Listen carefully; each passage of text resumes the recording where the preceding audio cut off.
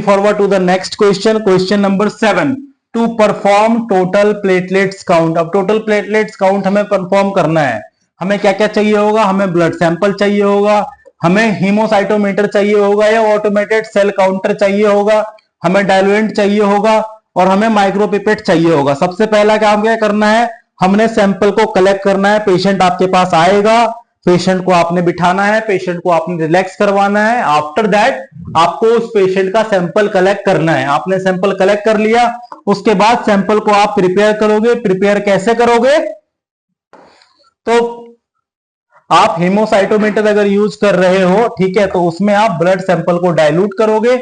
उसके बाद हीमोसाइटोमीटर को आप लोड करोगे। कैसे करोगे, उसके ऊपर कवर स्लिप लगाओगे और उसके बाद उसको आप काउंट करोगे मैनुअल मेथड की हेल्प से। ठीक है, आप मैनुअल मेथड की हेल्प से कैसे काउंट करोगे, आपको स्क्वायर्स बने हुए मिलेंगे, उस स्क्वायर की हेल्प से आप मैनुअली काउंट कर सकते हो कि पर स्क्वायर कितना आरबीसी है, कितना प्लेटलेट्स है। ठीक है, और उसके बाद टोटल प्लेटलेट्स काउंट को आप ऐसे मेजर कर सकते हो। ये सारी चीजें हैं, इन सारी चीजों के जरिए आप ऑटोमेटिक नहीं, आप मैनुअली चीजों को कैलकुलेट करते हो। दूसरा आता है ऑटोमेटिक मेथड।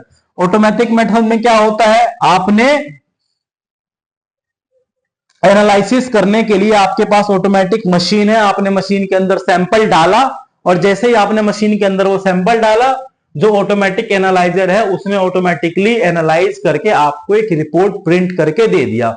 उसमें आपका मैनुअली कोई काम नहीं, आपने कुछ नहीं करना है। ठीक है, अब इसकी जो प्लेटलेट्स की नॉर्मल रेंज होती है वो 1.5 लाख से लेकर 4.5 लाख प्लेटलेट्स पर माइक्रोलीटर ब्लड के अंदर मौजूद होना चाहिए।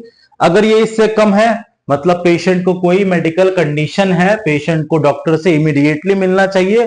क्योंकि प्लेटलेट्स क्या करता है, अगर प्लेटलेट्स काउंट घटता है, अगर प्लेटलेट्स काउंट बहुत ज्यादा घट जाता है तो हो सकता है पेशेंट को इंटरनल ब्लीडिंग हो जाए, जिसकी वजह से पेशेंट की डेथ हो जाए। तो अगर आपके पास ऐसा कोई मरीज आता है जिसका प्लेटलेट्स काउंट बहुत ज्यादा कम है, तो उस केस में आप उसको रिकमेंड करते हो कि वो जितनी जल्दी से जल्दी हो सके वो अपने डॉक्टर से मिले, कंसल्ट करे। यहां पे आपका ये क्वेश्चन कंप्लीट होता है। मिलते हैं अगले क्वेश्चन में। Thank you.